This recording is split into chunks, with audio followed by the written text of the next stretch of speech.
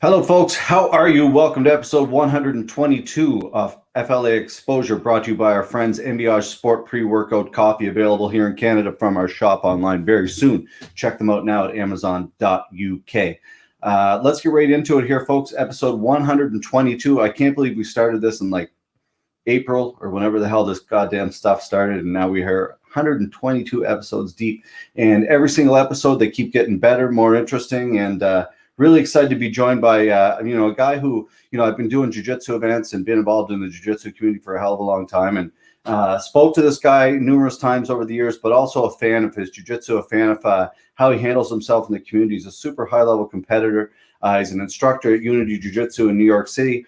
Obviously he's the bantamweight champion from Fight to Win, numerous time Pan Am champion, numerous time competitor on multiple high-level events like Kasai Pro, Soji, Subspectrum, the list goes on and on. So let's bring him on. A very talented man himself, Mr. Edwin Junny Ocasio.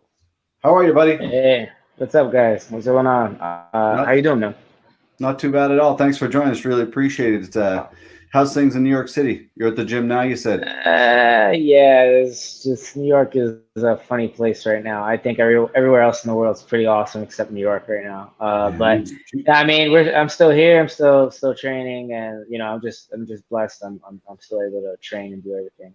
And thanks for having me on, man. Yeah, of course. No, it's everything I said is very true, and I've been following you for a long time. And it's so you're at Unity, we were speaking before. You're obviously just in between classes right now, so you're at the gym all day. You have the story of you're a wrestler as a kid. You transition. You thought you were getting into MMA, and then you just transitioned to jiu-jitsu. You thought it was kind of more for you, and what's kind of something that you've taken out of this far? You started at 15 and here you are now. Yeah, so I think at 15 I got more of like I got into wrestling.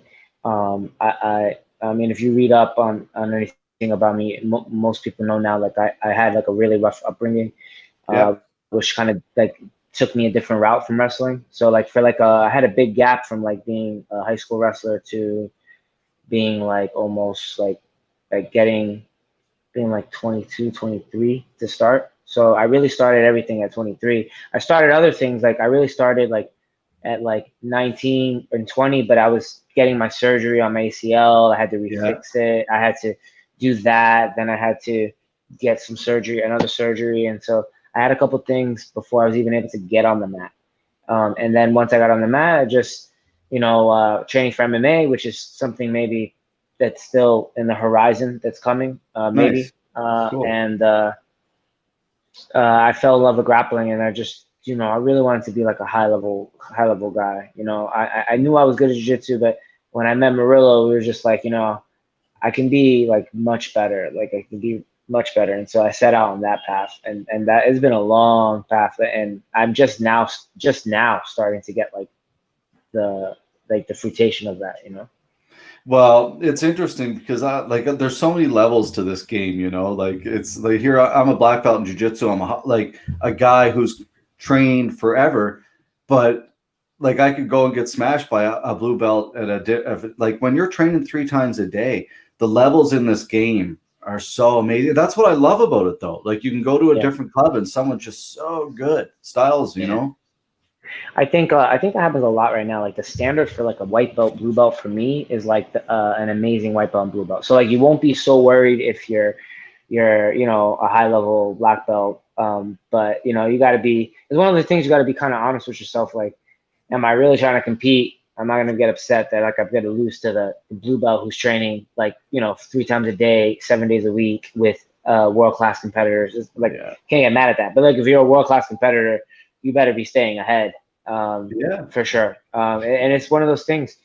Man, when I was a white belt, I was not taught anything nowhere near what I'm what we teach at Unity, So I think the community is a little spoiled right now, getting all this fun stuff that I had to figure out. But yeah, there's levels to the game at every belt, and black. You ain't sandbagging. You got to have some grit at black because I feel like people burn out by the time they get there. And then once they get there, if they don't get the results they want right away, it becomes like it tests you. And this is why you see like a lot of black belts, like they do well, but then they don't do so well, and then they just kind of fade out, Yeah, that and does then, happen a lot, so, actually.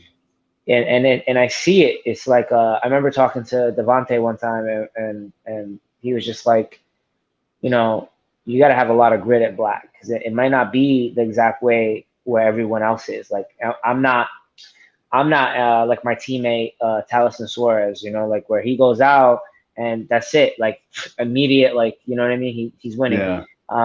which I had a great debut, but I also had some lumps in the beginning that made me you got to get used to it a little bit, and then you start going from there. But it has levels. Big time. Well, and does that come back from you? Like all that being said, like, like again, your story, the first student at Unity, which is a pretty cool thing, in my opinion. But you put in your, like every morning going to train Murillo, like every day, taking your licks. Is that something that, like, because a lot of times there are those special students who will still do that, but a lot of times I find like, it's like, I want it yesterday, right? Very few people are willing to do the work like you're doing. Yeah. I think when I first met Murillo, we met outside of Unity, and he was just getting ready to open Unity. And I'm the first. He'll always say I'm the first American student, because there's one other student that's a Brazilian. Nice. I am one of the first few, and very close to him. And when I train with him, the difference between me and everyone else is like, I didn't really know about the world of jiu-jitsu and who what person was. So I was never caught up in like the fanboy stuff. So I didn't even know who Murillo was. Like I didn't know he was this big deal, like he's a legend. I didn't know who Joao was when I first trained with him or anything like that. I just trained. So for me, I just trained and wanted to get better, and I got beat up, man, so bad back then. Even now, like I still get beat up. Like it doesn't change. Sure. I think every Sunday, I roll Murillo, and I get my lickings, but it's just part of it, man. Like that's like some mental toughness. It's like how much I think you want something, or want to get better at something, or how much you love it. If you are just going to train and you're just getting your ass whooped, but like you still want to train. I think that attitude is what's coming up into my life right now, because I changed a lot of things as far as like my mental health and stuff like that. And I feel like the beginning where I was going back into the gym to get my lickings. You know what I mean? So now I just feel like that, but now I'm just at the higher level. So that's just how I feel right now. Motivating, fire, right? To get better. Yeah. Sometimes you have to find it in different ways. Yeah, it's crazy times. I think I just fell back in love. I think I fell back in love with jiu-jitsu again. And I fell back in love with, like, instead of dreading the fight, kind of like excited about the fight. Like, oh, okay, I'm just, my nerves are just excitement, and I'm like, I'm ready to fight. Versus like, man, I have to win this. I have to win this. I'm gonna let everyone down if I do this. And that was my mentality for like probably like the whole time I was at brown belt. And that's probably why I didn't do so well at brown belt. Like I did okay at brown belt. Like, from my standards, I did okay at brown belt. Yeah. What changed though? Because there's other competitors I know that's the same kind of thing, and like they reach this, like I struggle with my mental health when it comes, like I am a terrible competitor. Like I have that, I'm losing before I get out there, and I always am amazed by athletes. Again, I say it a lot on this podcast, like that can actually overcome that and really do well and succeed on a big level. And what changed for you? Was it books? Was it somebody close to you? I was always trying to like be more on the positive route. And I kind of just went with this mentality, like, okay, I'm going to work really, really, really hard. And I believe I can get these things, but like, I'm broken, like I'm broken. I've been through so many things in my life. So it's just like I deserve like this darkness. And like, I'm like in that mentality of like that. And where I kind of changed the way I was looking at it at first. And I kind of knew that it was my mind. It wasn't really my skills. My skills were good because, like, I train with a lot of people that are amazing in the world. I fought a lot, like the most like amazing people in the world since purple belt. So like I've been exposed to it. It's not my skill. It's more like that stuff that was embedded in my brain since I was like young. Like like a lot of the trauma, a lot of the abuse, all that stuff that like lasted for a long time. And I was always fighting it. And then like I kind of like when I was at brown belt, it just like it really like just man, I think at brown belt was when I think it was after my ABI loss, man, I just wanted to quit. Like I was just like I'm done, like And then I remember like taking it's like training, but not really training for like a week. I was healing up the injury, and I was just like I was really done. And I remember Marilla just telling me like, "Yo, I don't care. You got to come back to the gym." And I was like, all right, I came back, and then I got out of that whole year of darkness, man. It was so bad. But I think what really changed is I started thinking more positive and try to be a little bit better about that. And then what really changed recently in like the last 2 months is I ended up getting a mental coach for I have actually two. I have one that is like completely different than the other, and then I have Mindset Mike, and he's cool. Just on the side. Just we're doing worksheets. It's like homework. It's like school. I'm rewiring stuff in my brain, so I'm not nervous. I'm excited. You know what I mean? Like it's like things like that are changing in my brain, and so like. I always, you know how you see everybody like they go to the fights and they're just like wounded up the whole time, right? They're just like, I have to be serious, Yeah. That's how I'd be all the time, and that's just not me. The most awesome performance I had was at Kasai before I had any mental coach, is because I was so relaxed. I didn't care. I was having fun. I was laughing. I was chilling, and I think that's what I'm doing now. I'm getting used to this mindset of like switching things in my head. The mental coaching on the side is helping me. I have having two people on the side just really drilling that into my mental, and me like doing it, and me I'm looking at training completely different than what I used to. Always like, oh, I gotta win. Yeah, because you're in the gym, right? Like you always gotta win the round, always. Yeah. And I'm not thinking like that no more, man. I'm trying really hard not to think like that. Like it's like, yo, all right, I lost the round. What do we gotta fix? That's it. Like okay, I'm trying to showcase the stuff in my matches that I'm doing in the gym, which is really creative jiu-jitsu that I think about all the time. And it's working because I'm no longer like just like having that process. Yeah, I'm just kind of like, I believe in my skills. I trust my jiu-jitsu. I'm smart. Doesn't mean I'm not going to be like positionally sound, but I'm going to do what I do. You know what I mean? Yeah, that's a beautiful saying. And it's something that took me a hell of a long time to come to acceptance with. And my coach is always, it's believe, like trust in your jiu-jitsu. Yeah. Like it's once you come to that, like for me, I was like, oh, okay. Yeah. I do believe in what I've learned here. Well, I'm not the baddest man on the planet by any means, but I also know that muscle memory, I will be able to, I know this, right? Like I believe in the process. Yeah, like you have to be honest with yourself. Like I listen to a lot of David Goggins, right? Because like that's one of my main people I like to listen to. But it's like it's positive talk's awesome, but like he always says, like without the work, it's lies, right? Like so, I know I put in the work, so it's not a lie for me to say like, okay, I've done the work, so I need to like allow myself to relax and kind of just enjoy the process of fighting. Like your body's gonna do it. Like I forget. I mean, I have to go through this in a packet sometimes and relook at it and say, like, I forget I've been on Kasai since I was purple belt. I've been fighting black since I was purple belt. I've been fighting and winning on biggest stages since I started. And I forget that I am actually one of the most dangerous people out there, So, like, I have to remind myself sometimes, like, oh, dude, like, you worry about what you're doing and what you want to do and your focus, and you just don't even think about them. You know what I mean? Yeah. The whole horse racing mentality, like it's funny if horses, if you put blinders on horses, they're not paying attention to what the hell, like they have a goal, right? Like I saw this recently on like a motivational like meme. Yeah. And I never seen that, like somebody talk about that, and I was like, oh, that's right. Like or like a predator has their eyes on the front, right? The only preys have their 8 eyes so they can survive. Right. Yeah, so like predators have eyes in the front.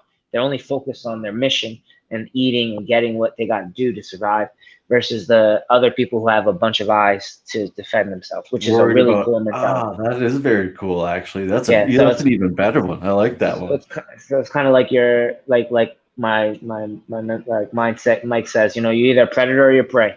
Yeah. That's right. So that's right. And well, it shows in your jujitsu, man. God. Well, I gotta ask you about Unity.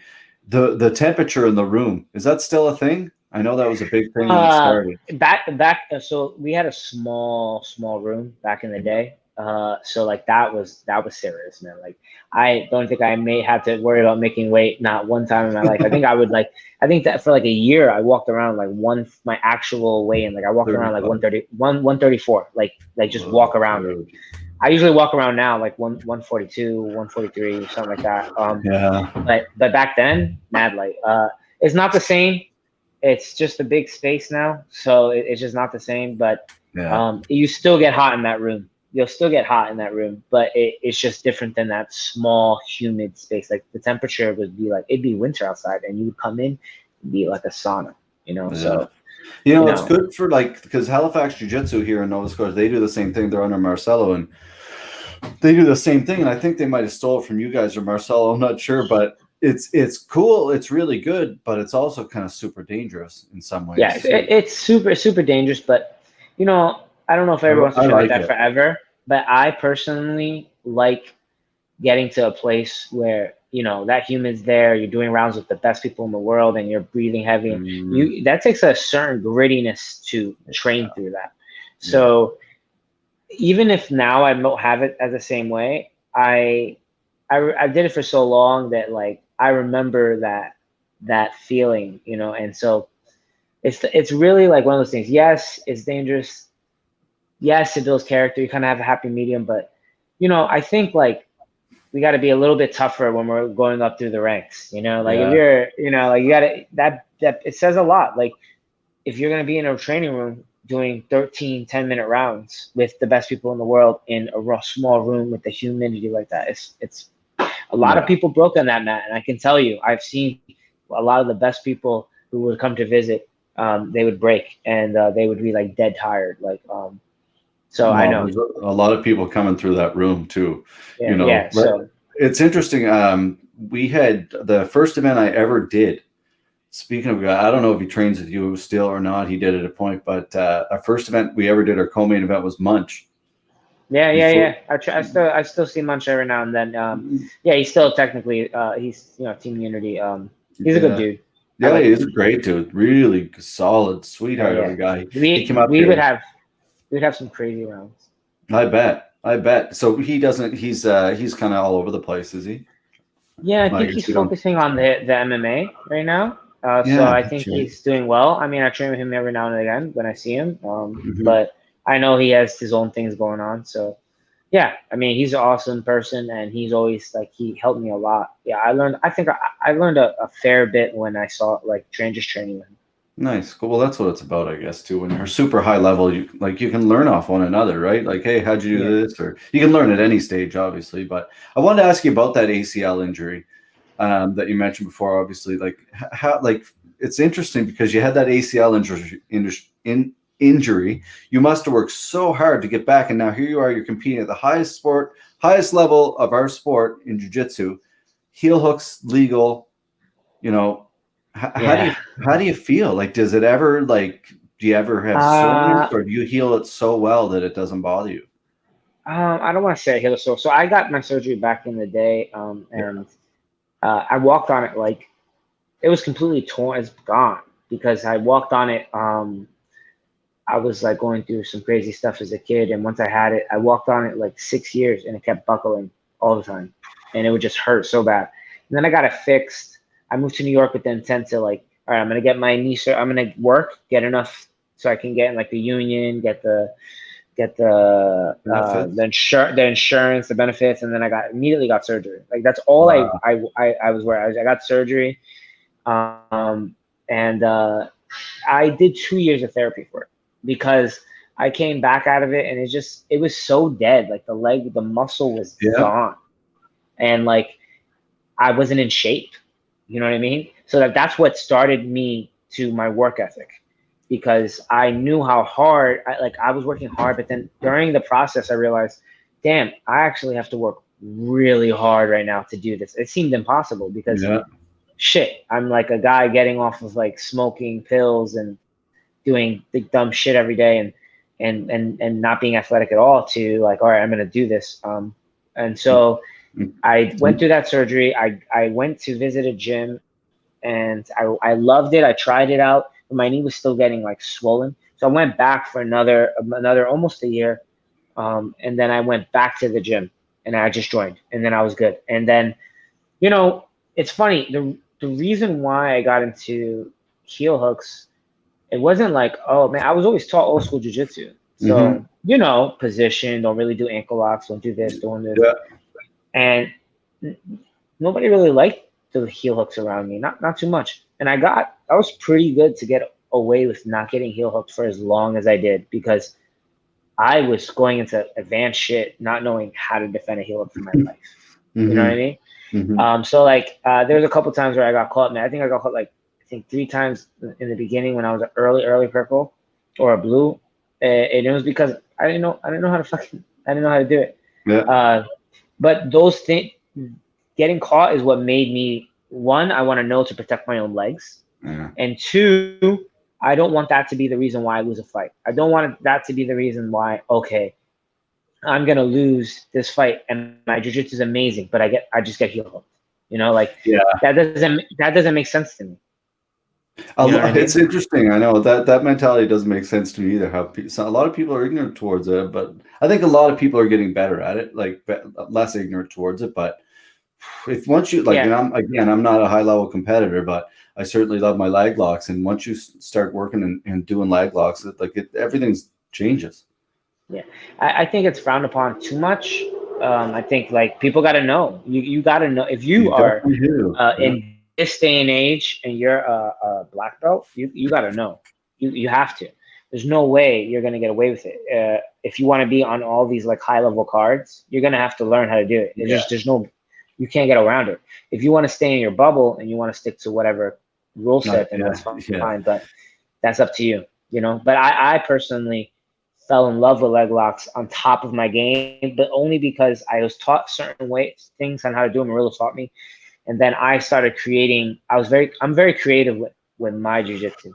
Yeah. So I feel like all my leg locks are unorthodox. Like they're not.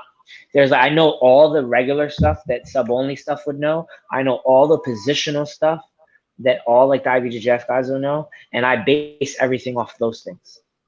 And I would be able to switch back and forth. So like I can fight in IBJJF and win the highest level things, and I can fight in sub only and win, and I can fight in anyone's rule set. So when you mesh that together, I'm always able to kind of like jump into different sequences, which is why I think I try not to be sticking to one thing, even though leg locks is a little bit more of my forte, especially having Eddie come in, and Eddie taking me under his wing with the leg locks, and he blew my mind to everything. Like he just blew my mind. Like he's the man for sure. He is to me. Have you ever rolled him? No, man, I've never met Eddie or rolled with him or ever spoke to him, to be honest. I probably fought almost all the best leg lockers in the world. And I try to train with almost all the best ones. And he is by far the best leg locker I've ever encountered. I've heard that. Minus like if I saw, like, I'm sure if I trained with Gordon, he would be on point, like, but like somebody like that, I feel like out of my experience, wow, the best leg locker I've ever felt. It's like a surgeon. It's completely different. Like rolling with him and training with him and getting good and having stuff to offer back and forth with each other. That was like an experience that I like will never always be grateful. Like he's always like looking for, like, checking my opponents out for me. He's always giving me feedback and nice. And like is he just still rolling at all? I think he's doing his own thing right this second because of everything that's going on right now, and he's focusing on school and doing his thing. But we stay in touch a lot, and we always make sure we're good. And before all this happened, he was still rolling. Yeah, he would come into my class, and I teach, and then we get like a round or two in, and then that would pretty much be like how we did the mornings. He's so, like, one thing I really liked about him, like for me, like, promoting MMA, like most promoters, sure, like there's lots of drama. Everybody likes drama, but I'm a really fan of like respectful, humble martial artists, like the true martial artist. And I love the way he handles himself. Like just doesn't say anything. He just competes hard and wins. That's it. Yeah. I think it's just, I mean, for me, he doesn't get enough recognition that Not he at all. deserves, man. There's Jiu-jitsu is a people, weird sport, man. yeah, like that's why, like when I hit stuff, like there's stuff he taught me and things I modified and I made better for me that, like, like I kept progressing. But I always got to give credit to Eddie, because I love without that. him breaking down some of those things, my creativity would have not even like gone into that area. So I Yeah. always like give him credit for like those things. Just again, being exposed to him just gave me Hmm. so much confidence in heel hooks. Nobody's invincible. It doesn't mean I won't go out and I'm like, oh, I can't get heel hooked by nobody. That's a lie. Yeah. But being Everybody. exposed to it, you get a little bit more relaxed.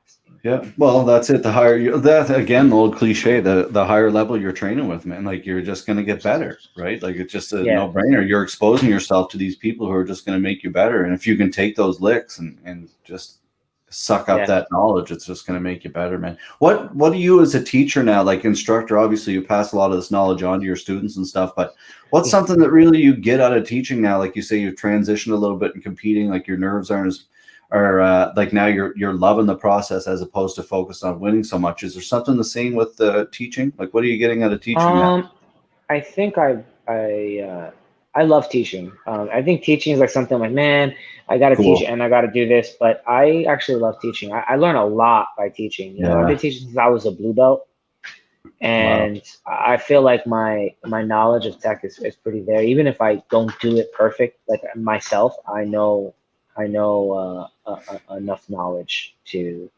play with that stuff, right? Yeah. And yeah, so I think the teaching is very beneficial for people to be playing with. And then I I uh, I don't want to say my teaching has changed so much, because all this stuff happened. I haven't been able to have my classes the way I would normally like a lot of virtual stuff. Still be able to do Hmm. privates and things like that. But I just love giving back to the students and give paying things forward for people who did things for me and stuff like that.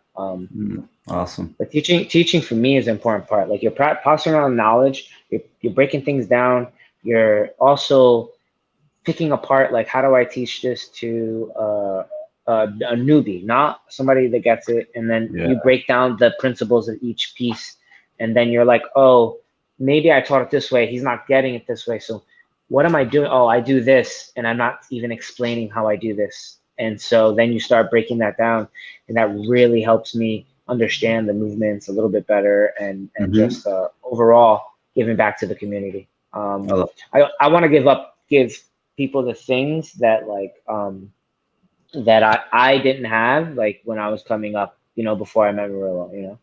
yeah. Well, it's like you said earlier, like the jiu-jitsu community is a little bit spoiled, and it's because of people like you and everybody putting out these DVDs and putting out techniques and just like spreading the community is the community is pretty wide open when it comes to helping one another, and it's a super interesting community, jiu-jitsu, man. I want to ask you, we got a couple things here I want to cover just before we get out of here. People that you have trained with that other than the ones you've actually mentioned, people that have made a big impact in your life, and kind of kept you on this path of greatness, we'll Um, call it. yeah, I'll say my old coach, Carlo Chan. He was the first one that like kind of looked out for me Mm, when I was coming up as a white belt, and he cool. was a good coach, and he took me as far as he could take me until it was just time for me to Yeah. go. And I met Murillo, and it was just time to go. But he's somebody that actually ended up back at Unity, Oh, and cool. someone Awesome. that like I still like hold very dear, and have him like in utmost respect. Like it doesn't matter what happens. It's like, oh, professor, like he's my first coach. Um, Cool. I like that. The Bones has always held me down. Um, Bones, bad man. Bones always held me down, man. Like he's always like, when he's seen me like a little messed up, he's always been that little voice. Murillo goes without saying. You know, um, you know, who else? Yeah, it's There's important to so have those people, man. Keep your there's a couple people, but I wouldn't say I wouldn't say I have there were people that put me on the stray, and but like I've always been like pretty focused on what yeah, I want to do, because nice.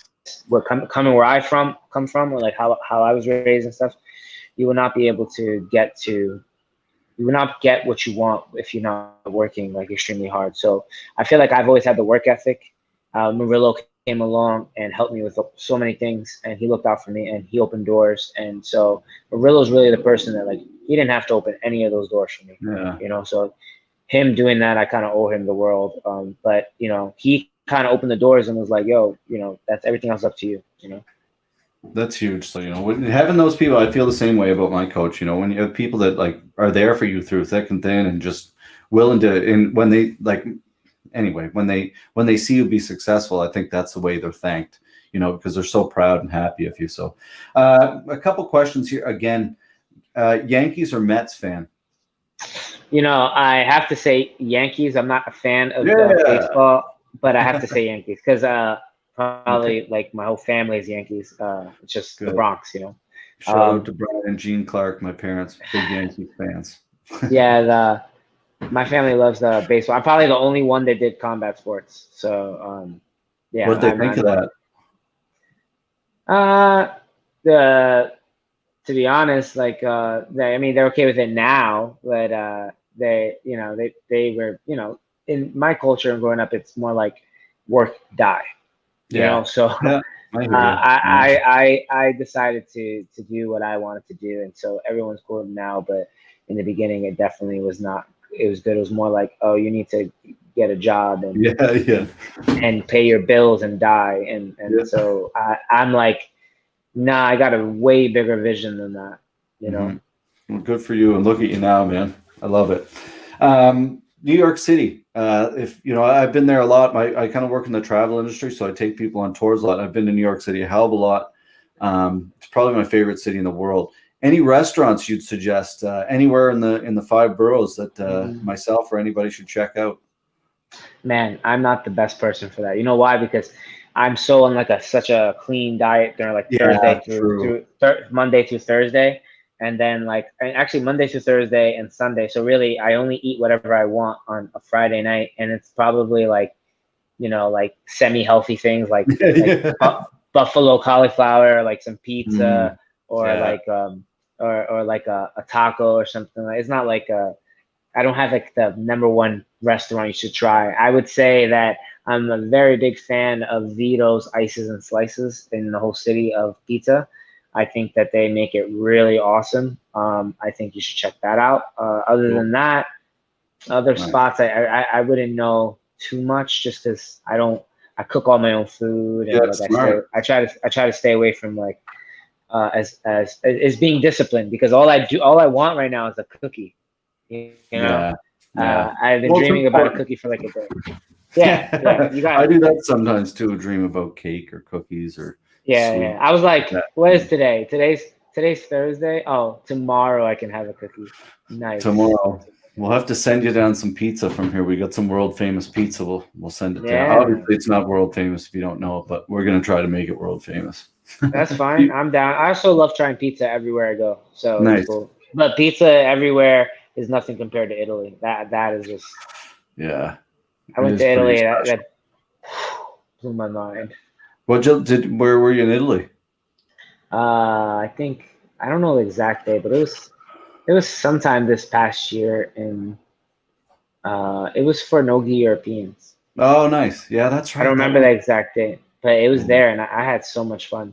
It's crazy, all these this COVID stuff, man. I hope it gets yeah. People are shut back down here. Like we're in this maritime bubble here. We're in the Nova Scotia, which is like up north and to the east of you guys. And our 4 provinces, like 4 states, are kind of in this bubble where and we only have we have one case maybe in our province, maybe that's it. But we only have like 1 million people, so everybody's been like we're kind of lucky. So if you come in here, you have to quarantine for 2 weeks. And that's what I'm doing right now. I had to go out for a wedding for my girlfriend's brother's wedding, and now we're back and we have to stay inside for 2 weeks. That's insane. No, yeah. COVID's crazy, but I'm just not. I don't have the same views as a lot of people on COVID. I think that it's good to have precautions, but sure, and everyone should try to do what they can do to be safe. But those of us that are healthy and we're alive and we're good to go, the world, unfortunately, the world keeps going on. Like Mm-hmm. we got to keep living. I'm not gonna hide. I'm not gonna do this. I'm just gonna keep going to live my life and try to take, do as much precautions as you can. But I'm just gonna believe in my immunity and try to Mm-hmm. believe in my system and try to be as healthy as I can be, Mm-hmm. and then just keep going on with my life and doing my career. And there's Yeah. no, Good for you. I think I'm a fond believer of like, you do you and I'm gonna do me. And whatever makes you happy is what makes you happy, Yeah. But New York is pretty crazy. So New York's drives me insane right now. Like all this Yeah. stuff, like just like if I wasn't here with Unity and everything, I'd leave because Yeah. I just can't stand it. But That's too that's bad. just me. But I've been to Texas a bunch. I fucking love Texas. Everybody loves Texas. My brother lives in Austin. He loves it there. Everybody swears by it. Everybody's moving there too. Yeah, because Texas is doing it right, man. People say whatever they want, but Texas is doing it right. Texas takes all the precautions. They don't throw it in your face. They try like to not make you feel stupid, but they're like, "Yo, you still got to wear the mask when you go inside. Yeah. But you still get to eat inside. You get to, That's what we you can get to do go. here. You gotta take your precautions, but life goes on, and they're doing that very well over there. And I think like Fight to Win was doing it very awesome over there. They were like following all the protocols and they were doing everything to bring it through. There's no reason why we can't go on if we're doing everything Totally. right. I saw yesterday actually Texas, or maybe today now, Texas has applied the commission. They're going to start doing events in Texas now with fans. So Yeah. UFC will probably be back there and Fight to Win or whatever, doing them with fans and stuff. Yeah. And that's fuck. We got to move on, get back to the life here. Yeah. Come on, Jesus. Fight to Win allowed like a certain amount of capacity. So I had fans there was live people there every time I went. Nice. It was just not a crazy amount. It was just whatever we could do. But still, like we're going to Philly next, and in Philly we're gonna still have a little bit of tickets for live spectators. So life goes on. Daniels don't give a shit. Seth isn't. He doesn't care.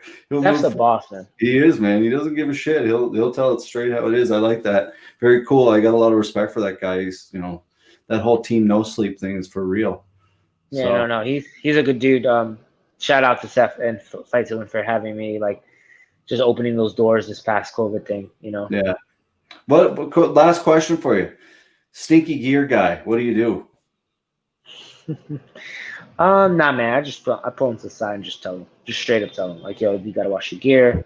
You don't roll?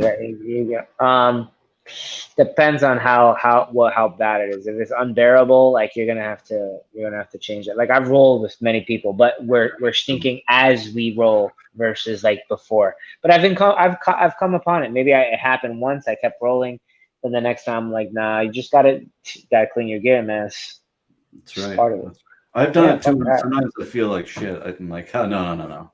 Oh man, I would want somebody to tell me if like it's different if like you train and you wash your gi and it kind of smells because maybe you didn't wash it perfectly or like you had the bad. Then I can understand that, but like having some crazy funk is insane.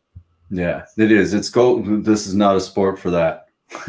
Yeah, man. Especially right now, Marcus Rodriguez, what a guy! The masseuse. Yeah, shout out to Jiu-Jitsu massage, man. He makes sure my body's good before I go every week to go fight. Actually, I think I see him like almost every week. It's just it's just his work keeps me very good strength for my fight. Nice. Yeah, he's a good guy. Real nice fella. All right, man. Well, thank you so much for joining us, folks. There you have it. Hopefully not the last time, but that's the first time we had you on. I'd love to have you on again. Good luck in your fights coming up. Anyone you want to give final shout outs to, or how can everybody give you a follow on social media? Yeah. If you guys want to follow me on social media, you can just go at Junny_BJJ. It's open to public, so you can go there. Especially if you want some. It's at JUNNY _BJJ. I don't know why. It's okay. Guys, that's it. JUNNY. Yeah, it's like that. Just like that. Okay. So you guys can follow me there at latest news and also some always real world talk about life and anything I put on there. I really believe in it and I take time to think about it before I even write it to make sure that my content is 100% pure and is helping people versus just putting up a quote and saying some dumb shit and not really living that life. Everything I do is accurate to me and my personality and what I believe in. So if you guys want to follow me there, that'd be awesome. Shout out to my sponsors, Joe Toon, Virus, okay?